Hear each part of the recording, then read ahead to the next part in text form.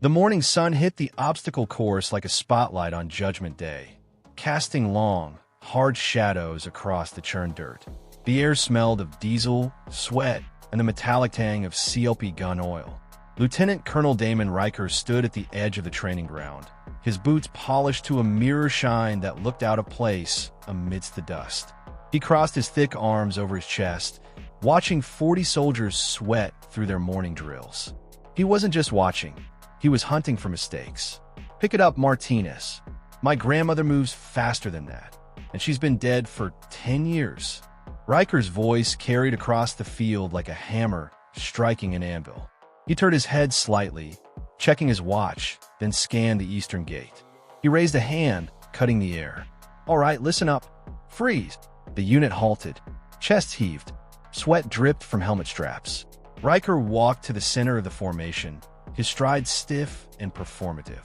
We've got a guest joining us today, a civilian advisor. He lingered on the words with a sneer that suggested the title was a punchline. Command thinks my program needs evaluation. Apparently, sitting behind a desk in Washington qualifies you to judge combat readiness. A ripple of laughter moved through the ranks. Controlled. Expected. It was the sound of men who knew who held their leash. Try not to embarrass yourselves, Riker added, his voice dropping to a conspiratorial volume that was still loud enough for everyone to hear. We don't want to scare her off before lunch. From the east gate, a figure approached. She walked with measured, efficient steps. She wore a nondescript, navy blue windbreaker zipped halfway up, dark cargo pants that had seen better days, and worn leather boots. Her brown hair was pulled back in a simple, severe tie. There were no rank insignias, no medals, nothing that screamed authority. She looked like a substitute teacher who had wandered onto a battlefield by mistake. Riker turned to face her as she reached the perimeter. He let his eyes rake over her, from the scuffed toes of her boots to the plain clipboard held loosely at her side. The corner of his mouth twitched upward. "You're the advisor?" Riker asked. "The one they sent to fix my unit?" She stopped exactly 3 feet away. She didn't salute, civilians didn't have to, but she didn't extend a hand to shake either. She just met his gaze. Her eyes were a striking, icy blue, and they didn't blink. "Captain Rhea Maddox, civilian contractor," she said. Her voice was flat. No emotion, no challenge, just data delivery. Riker's smile widened. He turned back to his men, gesturing grandly at her. "Everyone, this is our advisor. A civilian. A woman who is going to tell us how to train for high-threat combat zones." He paused for effect. "Hope you're not here to waste my time, Miss Maddox. We run a tight operation. No room for theories that look good on paper, but get men killed in the field." Sergeant Jax Renly, the unit's top performer, wiped sweat from his forehead and exchanged a glance with Corporal Hayes. Hayes rolled his eyes, muttering something under his breath that made the soldier next to him snicker. They had seen consultants before. They usually lasted 2 days before the heat or Riker's shouting broke them. Rhea didn't respond to the speech. She didn't blush, look down, or defend herself. She shifted her weight slightly and turned her head, surveying the training course. Her eyes moved systematically. She wasn't looking at the scenery. She was dissecting the grid. She looked at the height of the wall climb, the spacing of the razor wire, the angle of the weapon racks near the firing line. Near the equipment shed, Sergeant Cole leaned against the corrugated metal wall. At 58, Cole was the unit's grandfather. He had done 2 tours in the Gulf, one in Afghanistan, and operations he wasn't allowed to talk about. He had seen every type of soldier and every type of fraud. When Rhea's gaze passed over the ammunition storage area, Cole's eyes narrowed. Most civilians looked at the guns. They looked at the flashy stuff. Rhea was looking at the ground. She was checking the sight lines. She was checking the egress points. It was the way a wolf looks at a new territory, not admiring the view, but calculating the exits.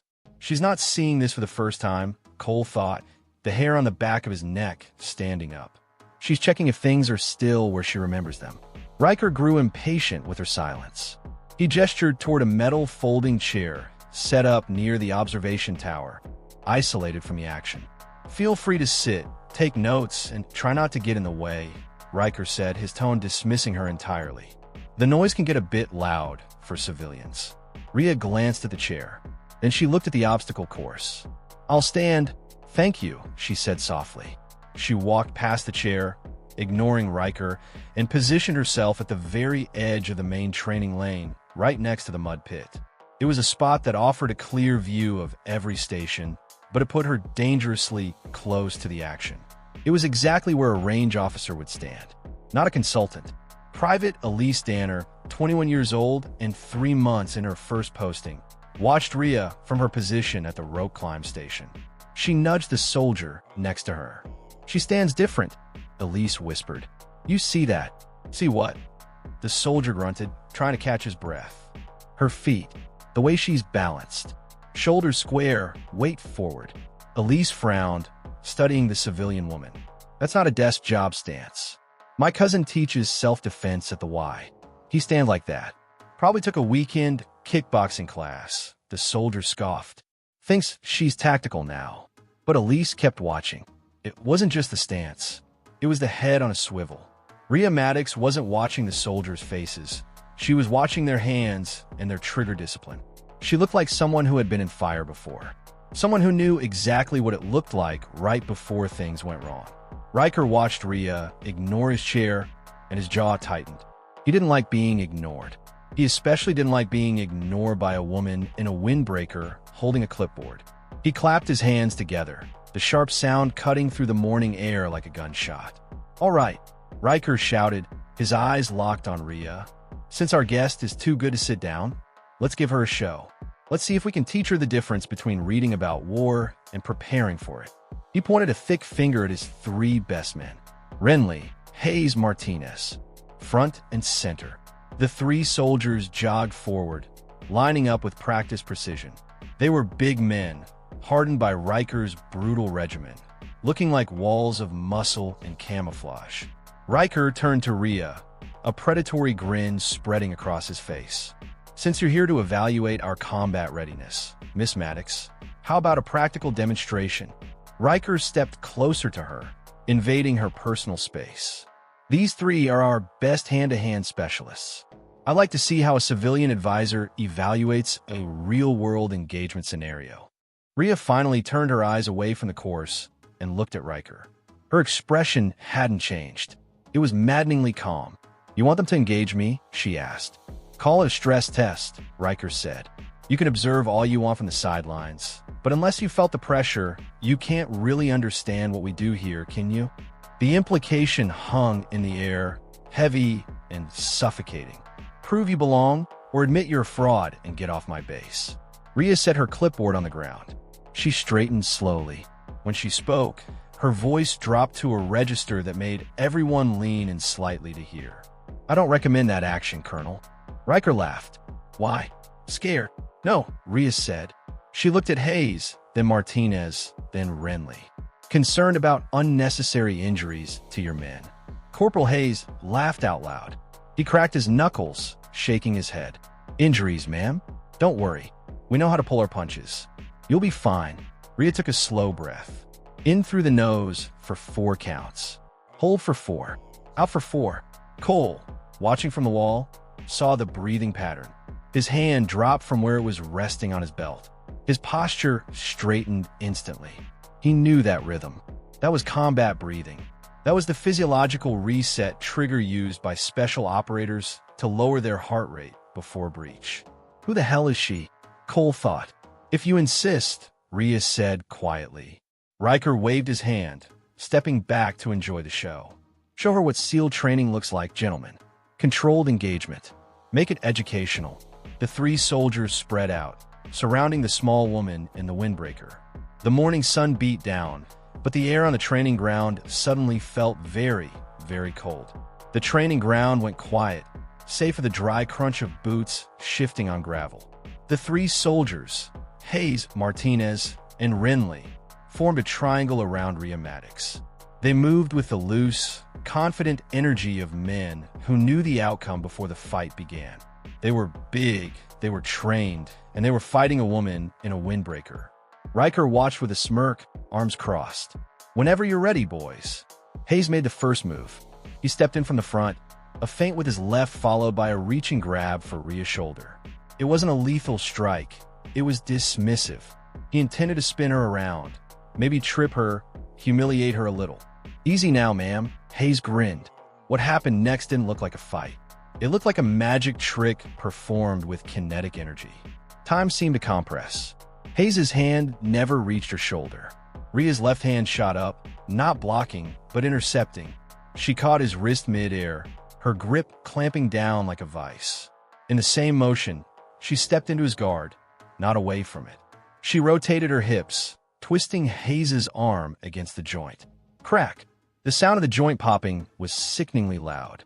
Hayes' momentum, meant to push her back, was suddenly redirected. He went airborne, his feet leaving the ground as Rhea pivoted.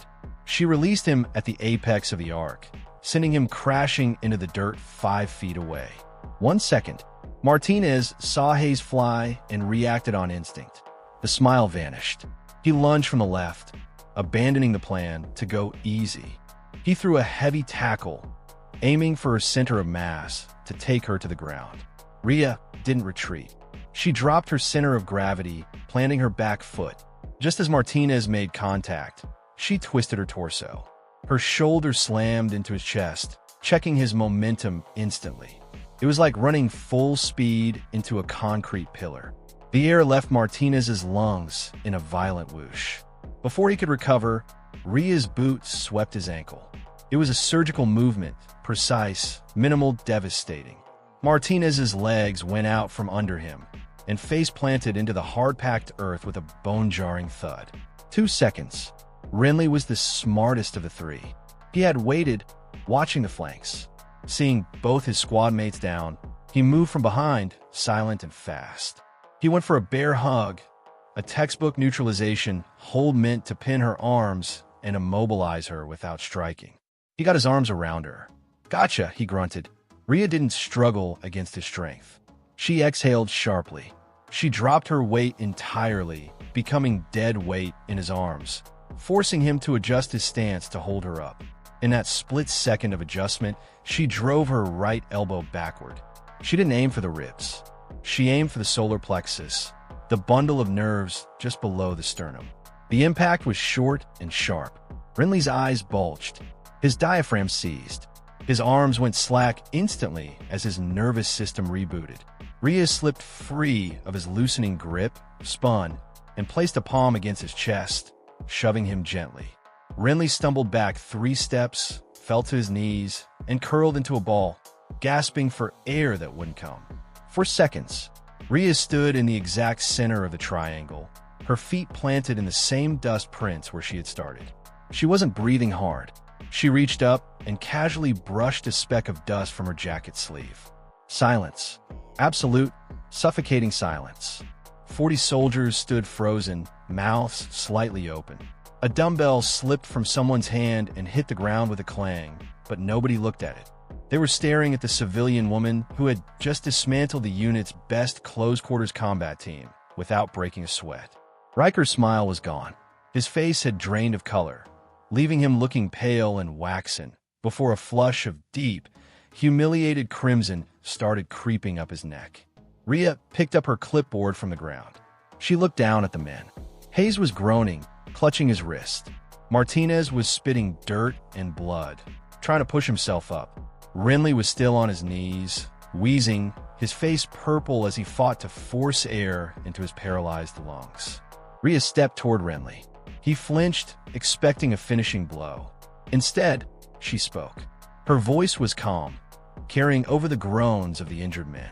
"Don't use the techniques I taught you for the wrong purpose." The words landed like a grenade. "Techniques I taught you." Renly looked up at her, tears of pain in his eyes. Through the haze of adrenaline and agony, a flicker of recognition sparked in his brain. The efficiency, the elbow strike, the leverage. It felt familiar, like a painful memory from a training hall years ago. "Ow!" Renly wheezed, clutching his chest. "How did you?" Rhea didn't answer. She turned her back on him and walked toward the rope climb station, her eyes already scanning the equipment as if nothing had happened. "Jesus," Private Elise Danner whispered, her eyes wide. "Did you see that? That wasn't self-defense. That was an execution. Near the equipment shed, Sergeant Cole pushed himself off the wall. He wasn't shocked. He was validated. He had seen the shift in her hips before she threw haze. He had seen the targeting of the nerve cluster on Renly. That's not just military, Cole thought, his heart hammering a strange rhythm. That's operator grade. That's Black Horizon level. But Black Horizon was gone, and the instructors were dead. Riker finally rebooted. The shock broke, replaced by a surge of furious embarrassment. He was the commander. This was his yard, and he had just been made to look like a fool by a woman in a windbreaker. "All right, show's over," Riker roared, his voice cracking slightly. "Get them up. Get back to your stations. We got a schedule to keep, damn it." The soldiers scrambled. Two medics rushed forward to help Hayes, whose wrist was rapidly swelling. Martinez limped back to the line, refusing eye contact with anyone. Renly stayed on his knees for another moment, staring at Rhea's back, his mind racing faster than his lungs could recover. Riker marched toward Rhea. He stopped just outside her personal space, close enough to be intimidating, far enough to maintain plausible deniability. His hands were balled into fists at his sides. "That was quite a performance," Riker hissed, his voice low and venomous. Rhea turned, meeting his gaze. She looked bored. "It wasn't a performance, Colonel. It was a diagnostic. Your men telegraph their intent. They rely on strength over leverage. You should fix that." Riker's eye twitched. "You think a few lucky shots make you an expert? You think you can come onto my base and humiliate my men?" "I didn't ask for the demonstration," Rhea said evenly. "You did." Riker took a breath, forcing his anger down into a cold, hard knot. He couldn't beat her here. Not physically. She had just proven that. But there were other ways to break a spirit. There were other ways to bury a problem.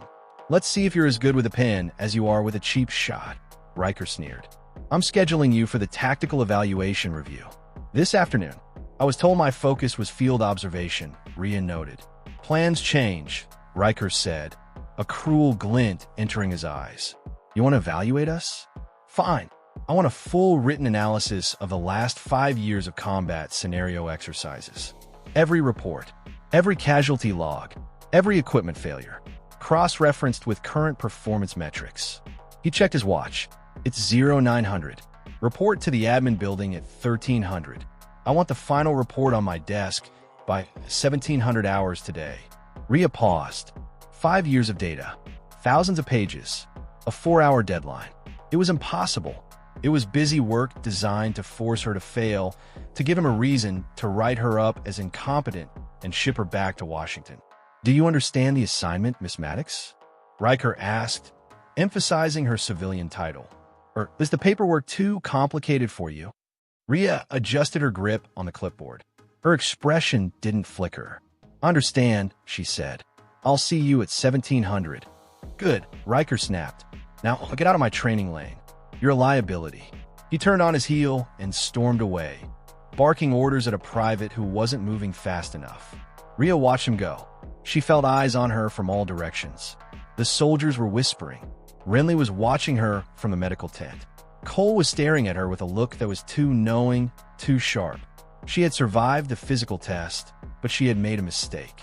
She had shown them too much. "Techniques I taught you." She shouldn't have said it.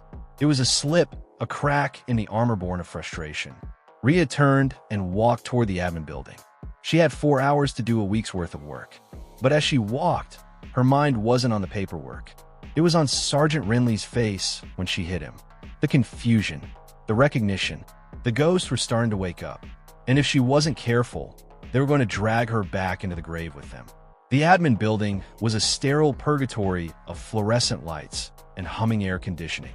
At 1,300 hours, Rhea sat at a cramped corner desk in the conference room.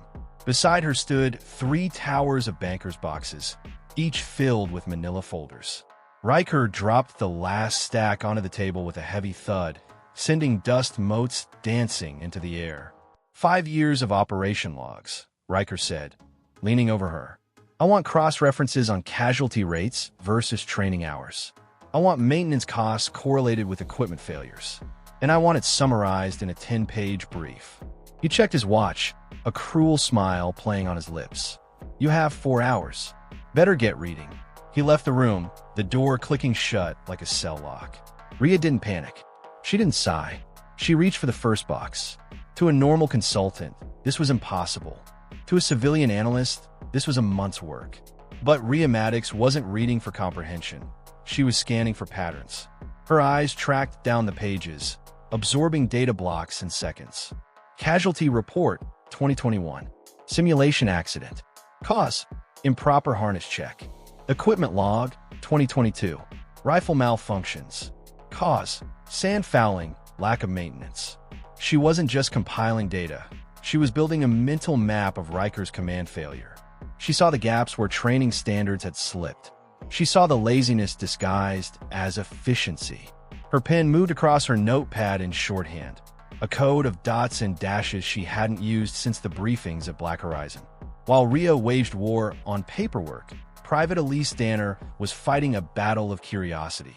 She shouldn't be here.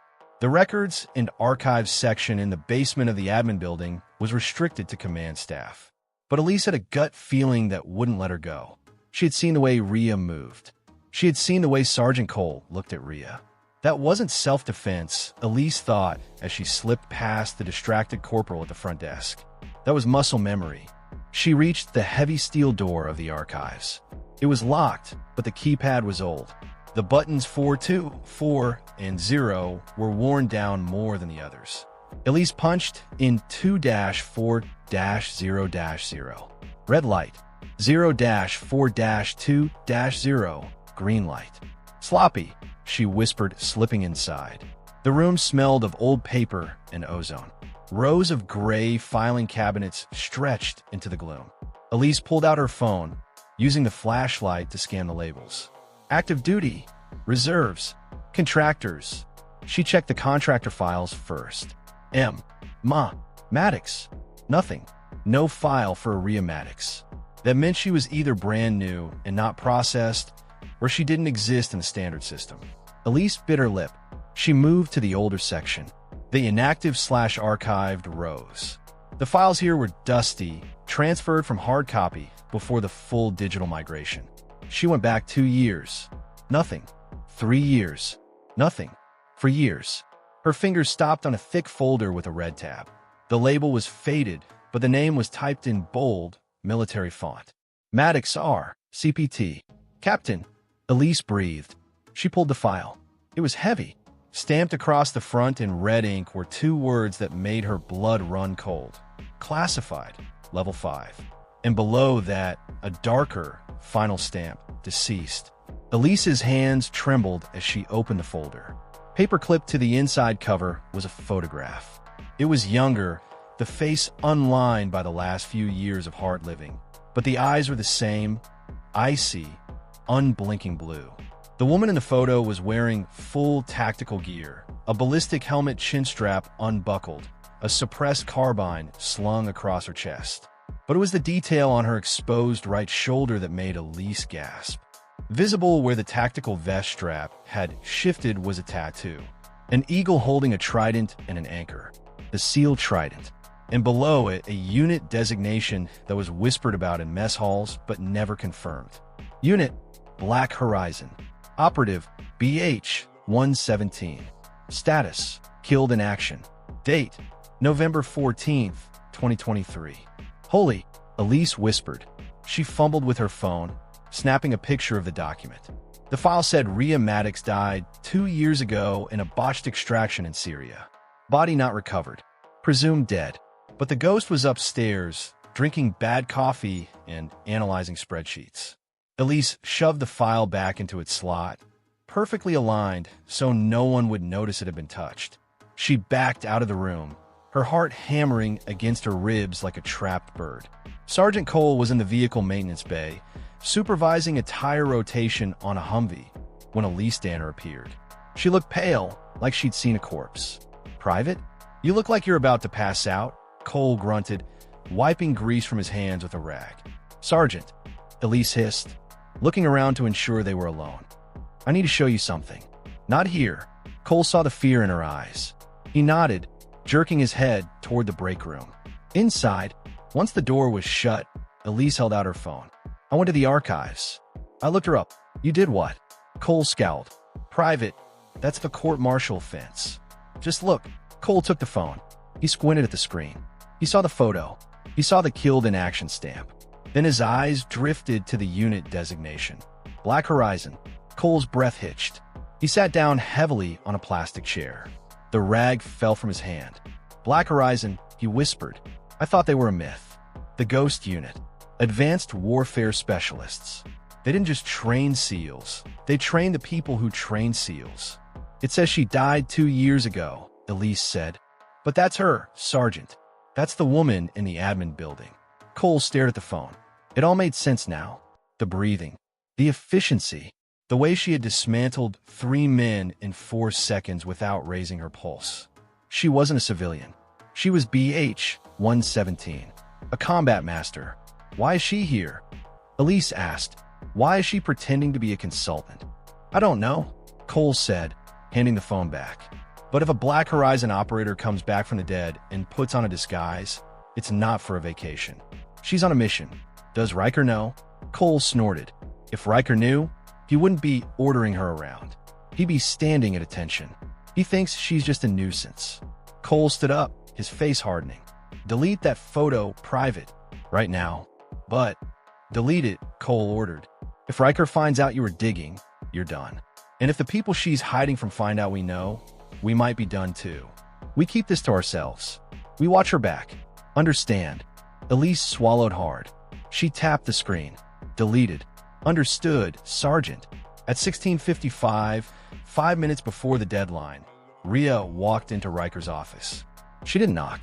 She walked to his desk and dropped a neatly stapled 15-page document on top of his keyboard. Riker looked up, startled. What is this? The analysis you asked for, Rhea said. I identified a 40% increase in preventable injuries during live-fire exercises over the last 18 months.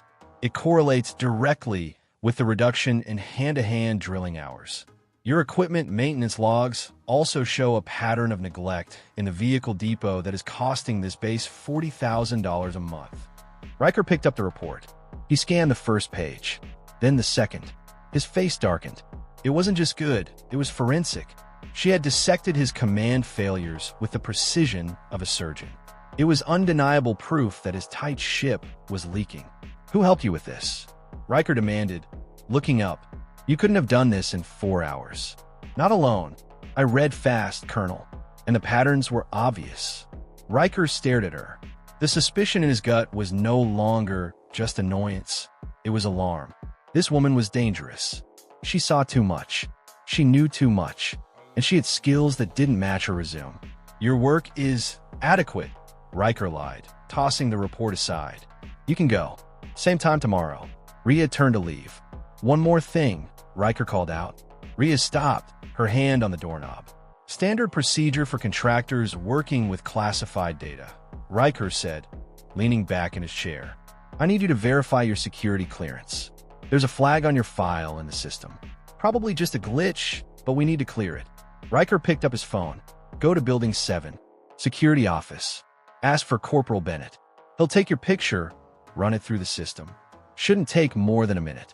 Rhea's expression didn't change, but her internal threat level spiked to red. A security photo. Facial recognition.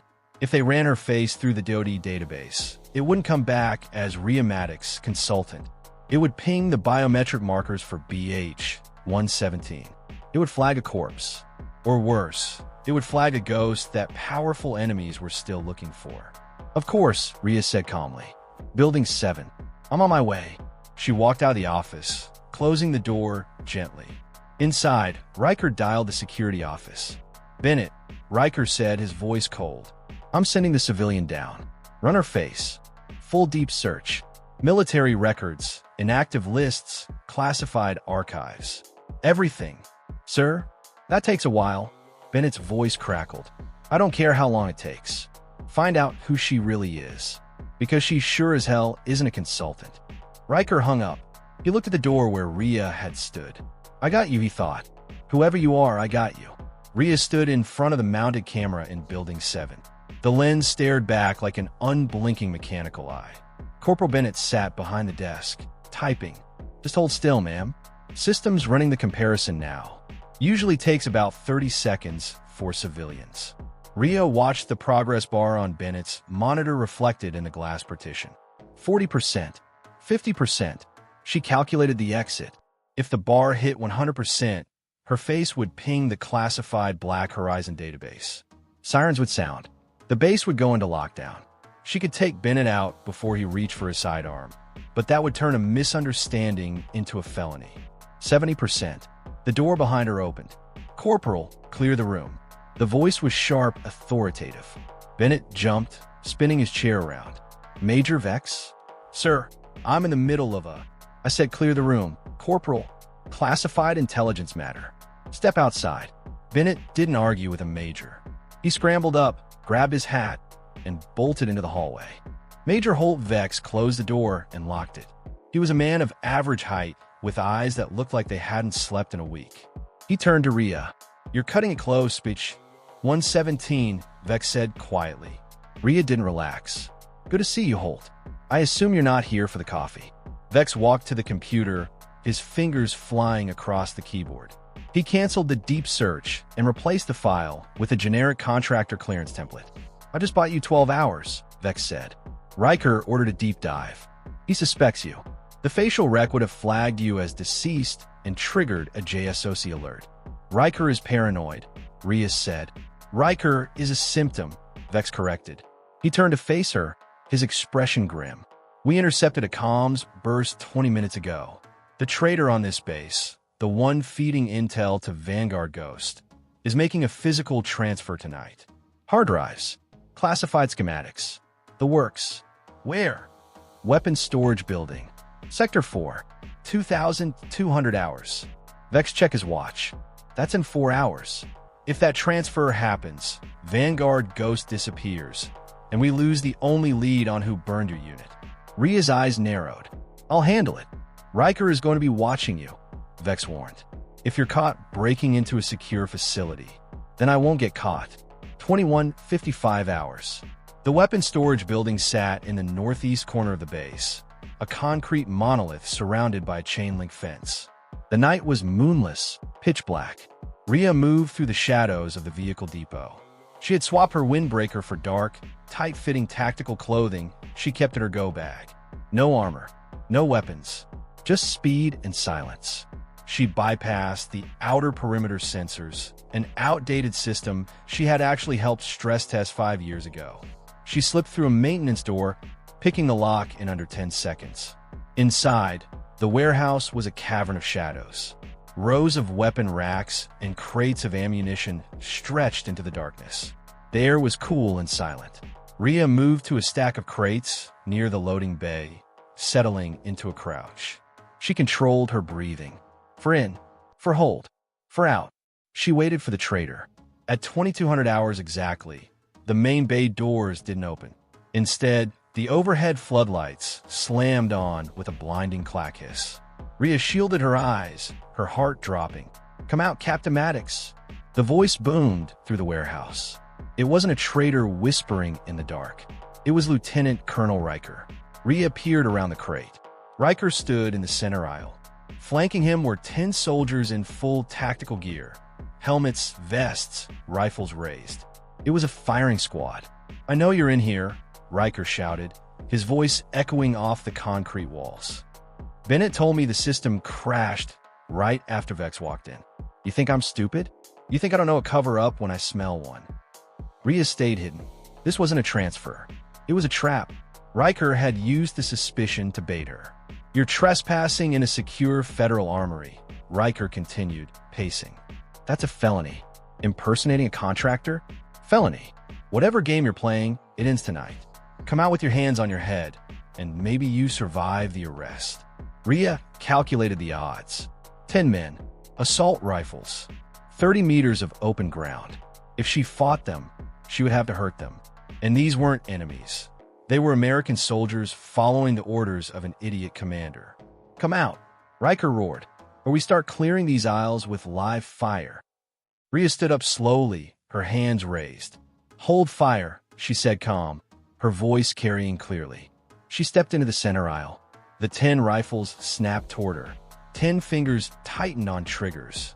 Riker smiled, a look of triumph twisting his face. Got you. The expert. Look at you now. Just a trespasser in a cat suit. Stand down, Colonel, Rhea said. You're making a mistake.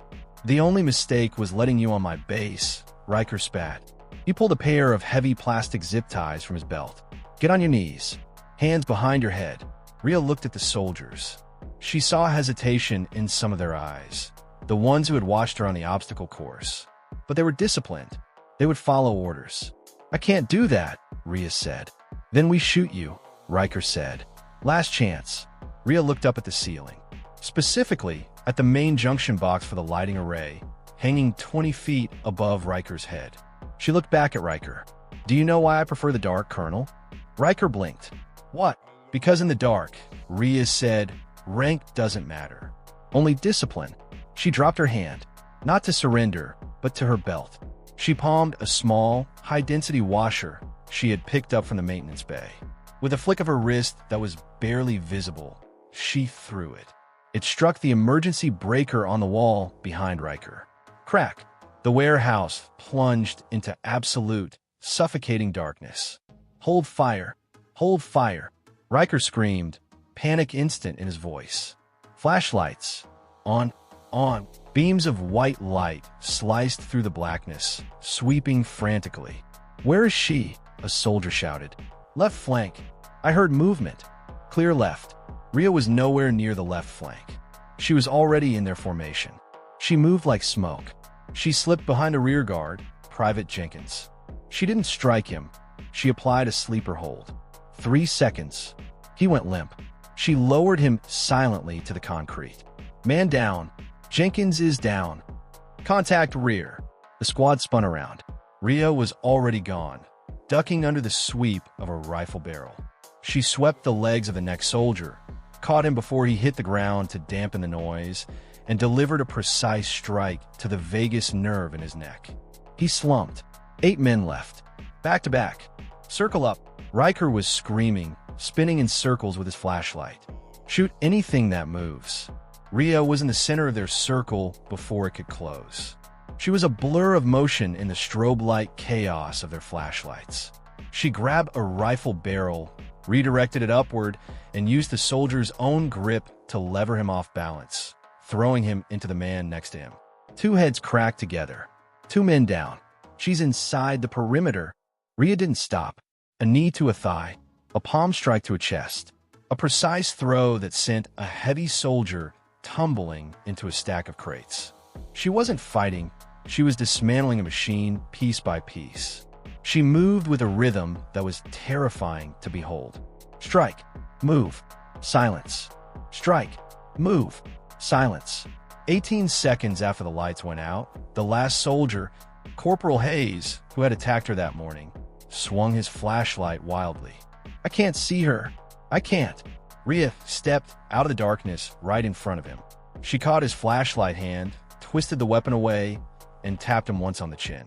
Hayes' eyes rolled back, and he crumpled. Silence returned to the warehouse. Riker stood alone in the dark, breathing hard, his flashlight shaking in his hand.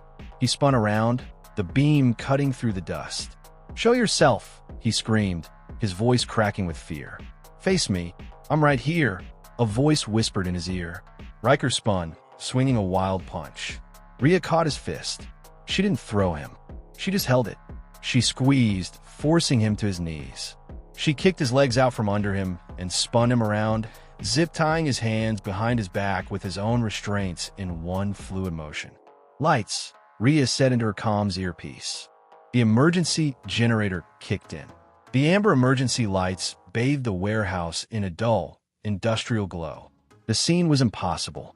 10 soldiers lay scattered across the floor. Some were unconscious, some were groaning and holding their heads, but none were dead. None were bleeding. They had been surgically removed from the fight. Rhea stood over Riker, barely winded. The side door burst open. Major Vex ran in, followed by Sergeant Cole and Private Elise Danner. They stopped dead. Cole looked at the bodies, then at Rhea. A slow grin spread across his grizzled face. Told you, Elise whispered to herself. Riker struggled against the zip ties, his face purple. She assaulted a federal unit. Arrest her. Vex, arrest her right now. She's a terrorist. Vex walked forward slowly. He looked at the decimated squad, then at Riker. She didn't kill a single one of them, Colonel. If she were a terrorist, you'd all be corpses. She's a fraud. Riker spat. A civilian nobody. Rhea reached up to the collar of her tactical shirt. She gripped the fabric and pulled it down, exposing her right shoulder. The amber light caught the ink on her skin. The eagle, the anchor, the trident, and beneath it, the three characters that every special operator knew by heart, but never expected to see in the flesh. BH-117. The silence in the warehouse was heavier than the darkness had been. Sergeant Cole snapped to attention. His boots clicked together. His hand rose in a perfect, crisp salute. Master Chief, Cole said, his voice thick with emotion. On the floor, Corporal Hayes blinked his eyes open. He saw the tattoo. He saw Cole saluting. Groggily, painfully, he forced himself to a sitting position. He didn't reach for his gun. He saluted, one by one. The soldiers who were conscious enough to move followed suit, even the ones on the ground. Riker stared at the tattoo. His mouth opened, but no sound came out. The arrogance drained out of him, replaced by a cold, crushing realization of just how badly he had screwed up. He hadn't trapped a civilian. He had tried to hunt the apex predator. Rhea looked down at him, her blue eyes cold. I told you, Colonel, she said softly. Don't use the techniques I taught you for the wrong purpose. She looked up at Vex. Cover's blown, she said. Now let's find the real traitor.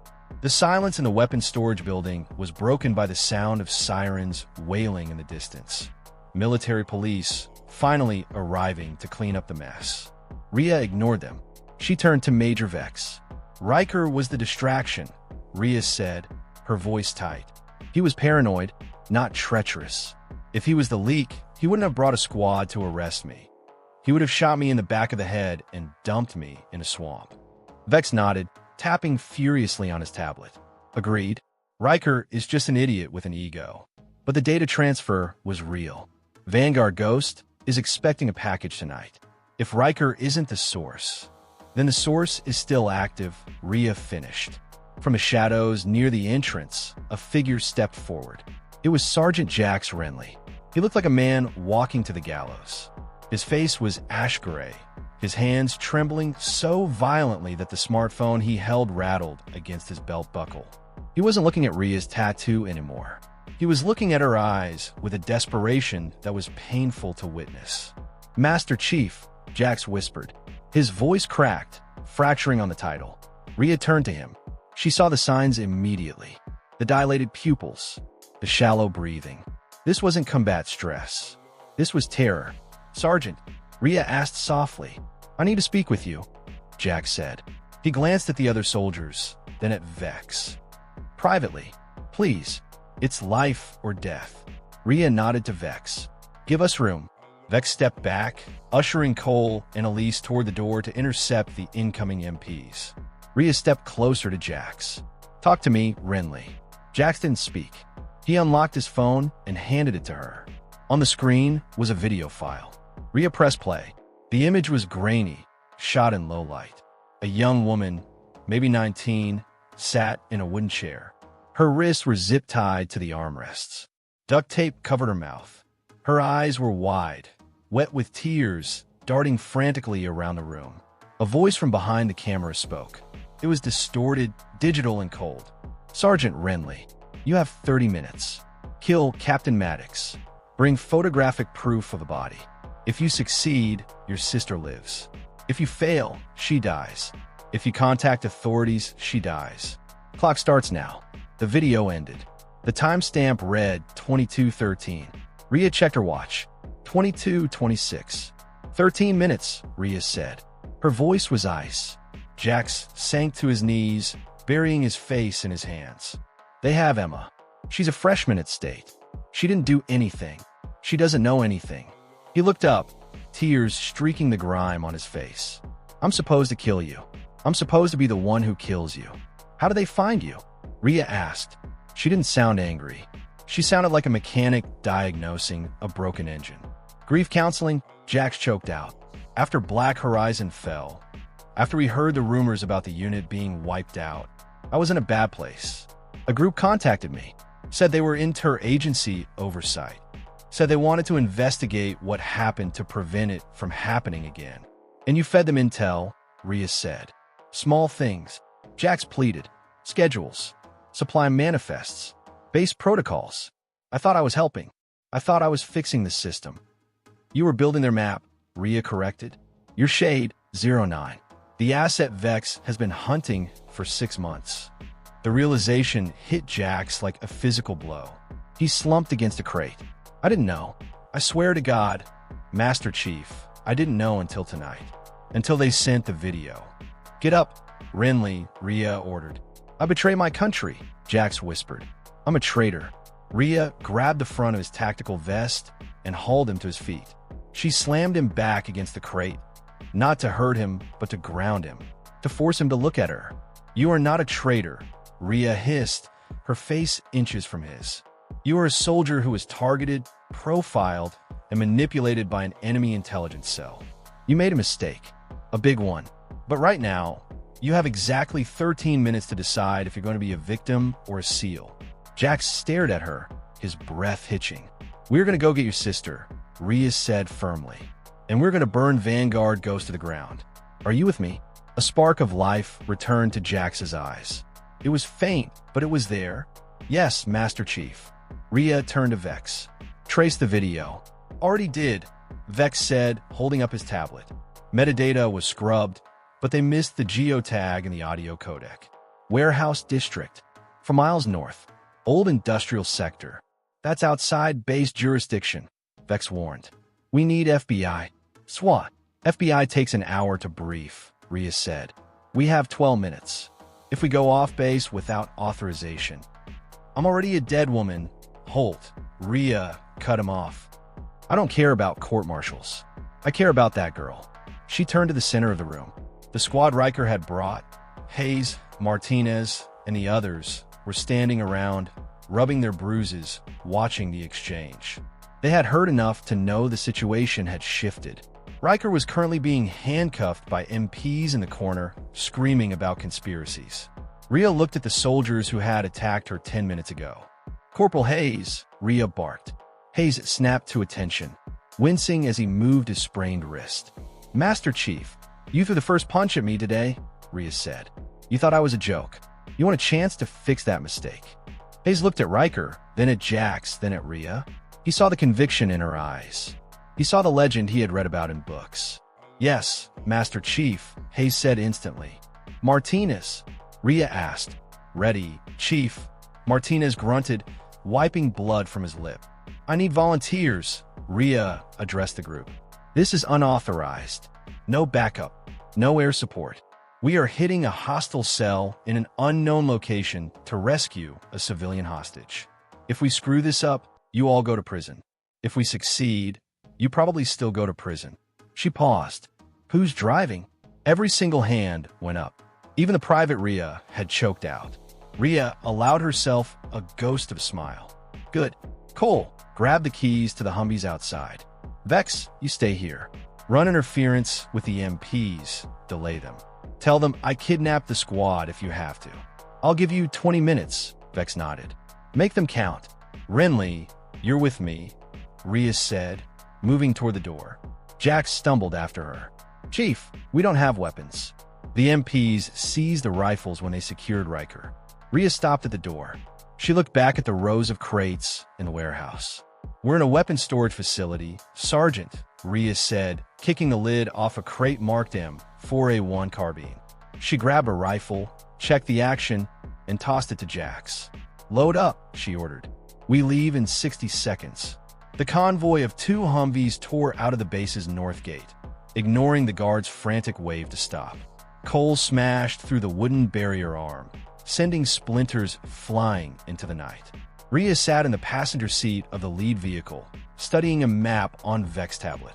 Jax was driving, his knuckles white on the wheel. Hayes and Martinez were in the back, checking their gear. Talk to me, Renly, Rhea said over the roar of the engine. What else did they tell you? Think. Every detail matters. Just the deadline, Jack said, his voice tight. And they said to send the photo to a burner number. They're waiting for a signal, Rhea mused. They're expecting you to kill me. If they don't get that photo in... She checked the dash clock. 8 minutes, they execute Emma. We can't make it in 8 minutes, Jack said, panic rising again. We're still 3 miles out. The roads are bad. We're not going to make it in time to breach, Rhea agreed. So we have to buy time. Ow! We give them what they want. Rhea grabbed her phone. She snapped a selfie of her own face. Then she opened an editing app. She adjusted the filters. High contrast, desaturated color, added a grainy texture. She tilted the angle so her eyes looked closed, her head lolling back. Pull over, Rhea ordered. What? Pull over. Now! Jack slammed on the brakes. The Humvee skidded to a halt on the gravel shoulder. Rhea jumped out. Hayes, give me your knife. Hayes handed her his combat knife. Rhea knelt in the dirt. She cut a small gash in her hairline. Blood welled up immediately, trickling down her temple. She smeared dirt over her face, messing up her hair. She lay back in the passenger seat, eyes dead, mouth slack, blood running down her cheek. Take the picture, Rhea commanded Jax. Jax stared at her. Chief, take the damn picture, Renly. Make it look real. Jax raised his phone. His hand shook, adding a natural blur to the image. He snapped the photo. In the dim dashboard light, with the blood and the dirt, Rhea Maddox looked like a corpse. Send it, Rhea said, wiping the blood from her eye and sitting up. Tell them it's done. Tell them you're bringing the body to them because you don't trust the network. Jax sent the text. It's done. I have her. Bringing proof to you now. Do not hurt Emma. A agonizing minute passed. The phone buzzed. Bring the body to the north loading dock. Alone. You have 5 minutes. It worked, Jax breathed. They bought it. They bought us 5 minutes, Rhea said, buckling her seatbelt. Drive. The Humvee surged forward. Listen to me, Rhea said, her voice calm and commanding, anchoring the team. We're going to walk into a trap. They're expecting one broken soldier with a corpse. Instead, they're getting a SEAL combat master and a squad of angry operators. She looked at Jax. We're going to get her back, Jax. Focus on the road. Let me worry about the violence. Jax nodded. For the first time in 18 months, the weight on his chest felt a little lighter. He wasn't alone anymore. The warehouse district loomed ahead, rusting skeletons of steel against the night sky. Somewhere in that maze was his sister. And somewhere in that maze, Vanguard Ghost was about to learn why you don't hunt the hunters. The warehouse was a rusted cathedral of steel and silence. The north loading dock door stood slightly ajar, spilling a sliver of yellow light onto the cracked concrete where the Humvee idled. Rhea turned to the team in the back of the vehicle. Hayes, Martinez, Cole, Elise. They looked terrified, but they also looked ready. They were no longer Riker's show ponies. They were operators about to breach a hostile kill house. Cole, take Elise and secure the east exit, Rhea ordered, her voice low. If anyone squirts out the back, you drop them. Non-lethal if you can, but don't hesitate if they raise a weapon. Copy that, Chief, Cole said, unclipping his seatbelt. Hayes, Martinez, you're with me on the south flank. We find a window, we verify the hostage location, and we wait for my signal. She turned to Jax. He was staring at the steering wheel, his breathing shallow. Jax, Rhea said. He looked at her. You walk in through that front door. You tell them the body is in the trunk, but you refuse to move it until you saw Emma alive. You buy us 30 seconds of distraction. Can you do that? Jax swallowed hard. He looked at the dashboard clock. 2 minutes remaining. I can do it, Jax said. For Emma. Go. The team scattered into the shadows. Rhea moved with Hayes and Martinez toward the south wall. They found a high industrial window, the glass long since broken. Rhea cupped her hands. Hayes stepped into them and boosted her up. She pulled herself to the ledge, peering into the gloom. The warehouse floor was cluttered with machinery. In the center, under a hanging work light, sat Emma Renly. She was crying silently, duct tape over her mouth. Standing over her were 3 men. They weren't wearing masks. They were professionals, Vanguard Ghost operatives. They wore tactical vests and carried suppressed carbines. They looked bored. The The main door creaked open. Jax walked into the circle of light. He held his hands up empty. "Where is she?" the lead operative asked. He didn't raise his voice. He sounded like a man asking for a receipt. "In the truck," Jax said, his voice trembling perfectly. It's a mess. I didn't want to carry her in until I knew my sister was okay." The lead operative stared at Jax, studying his face. "You look like hell, Sergeant." "I just killed a hero," Jax spat, the self-loathing real. "What do you expect I look like? Now show me Emma." "Let her go." The operative nodded to his left. The second gunman grabbed Emma by the hair and yanked her head back. She whimpered, her eyes locking onto her brother. "She's alive," the operative said. "Now go get the body. If you're not back in 60 seconds, I put a bullet in her knee." Jax hesitated. He glanced around the room, desperate to see Rhea, but the shadows were empty. I can't," Jax stammered, stalling. "The truck. The keys are stuck." "You're stalling, Shade 09, the operative sighed. He raised his rifle, aiming at Jax's chest. "Go get the body. Now, drop it." The shout came from above. Rhea didn't just climb through the window. She vaulted. She dropped 20 feet, landing on top of a stack of shipping pallets, then launching herself at the third gunman who was guarding the rear. "Chaos. Contact south," the lead operative screamed, spinning around. Hayes and Martinez burst through a side door Rhea had unlocked from the inside, rifles raised. "Federal agents. Drop the weapons," Hayes shouted, his voice cracking with adrenaline. The lead operative ignored the warning. He swung his carbine toward Hayes. Rhea was faster. She leaped from the pallets, hitting the ground in a roll.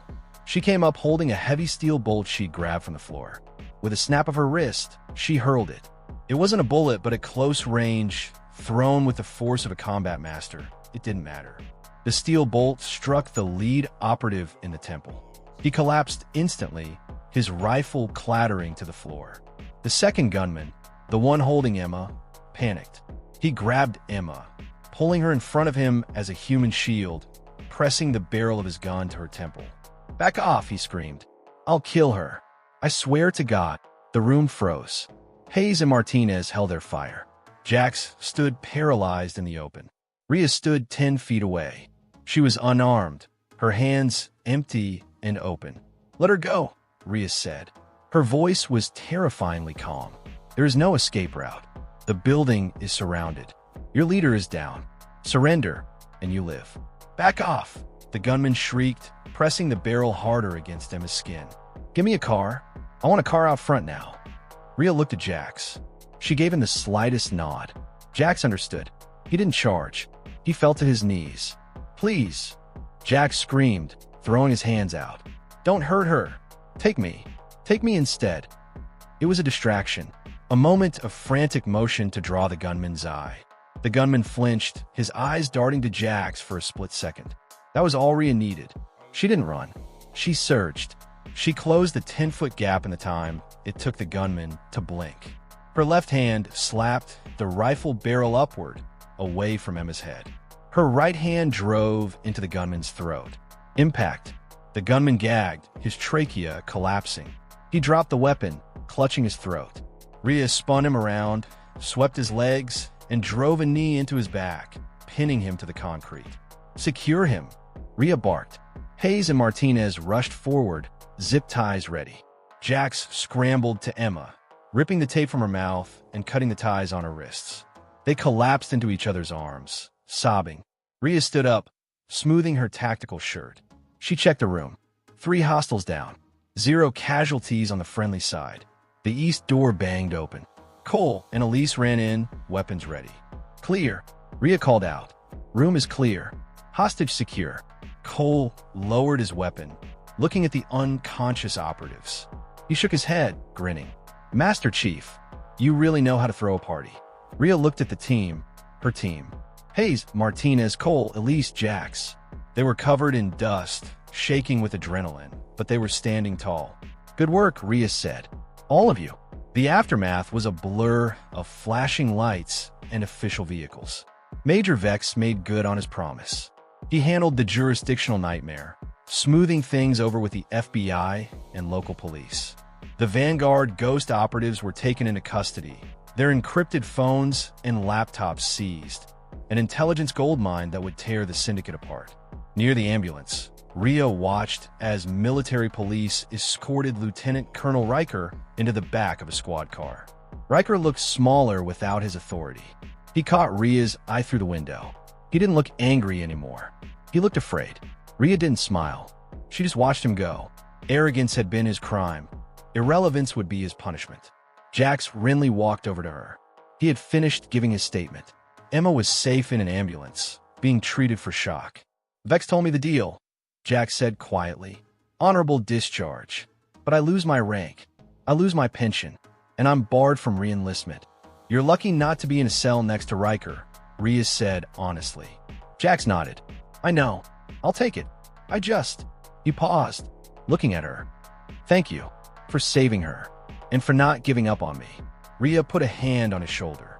You made a mistake, Jax. But when it mattered, you stood up. Go take care of your sister. That's your mission now. Jax saluted. It was the sharpest salute he had ever thrown. Ria returned it. 2 days later, the morning sun hit the obstacle course, just as it had on the day Ria arrived. But the atmosphere was different. There was no shouting, no fear. 40 soldiers stood in formation. They weren't slouching. They were attentive. Ria Maddox stood at the front.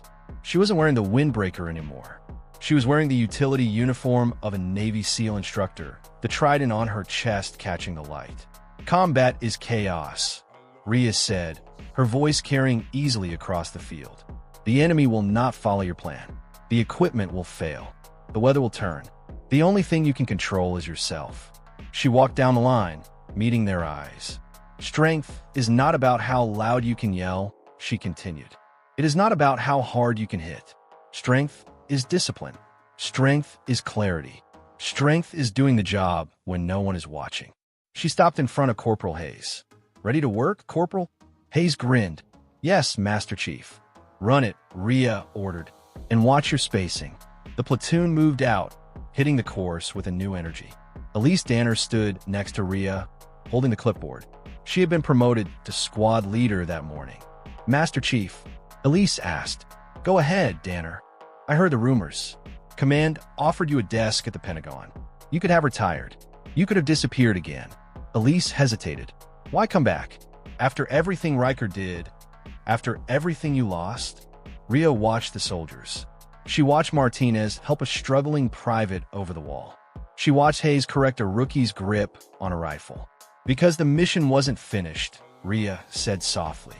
Black Horizon fell. My team died, but the job didn't end. She looked at Elise. A good soldier isn't born broken, Danner. They're just placed on the wrong path. My job is to bring them back. Elise nodded, understanding. Welcome home, Master Chief. Get to work, Sergeant, Ria said. As Elise jogged off to join the drills, Ria's phone buzzed in her pocket. She pulled it out. A text message. Unknown number. She opened it. A grainy photo of a snowy mountain range. A black concrete facility nestled in the peaks. And below it, 3 words. Tower 4 sends regards. Ria stared at the screen. Tower 4. A black site that officially didn't exist. A ghost story even scarier than Black Horizon.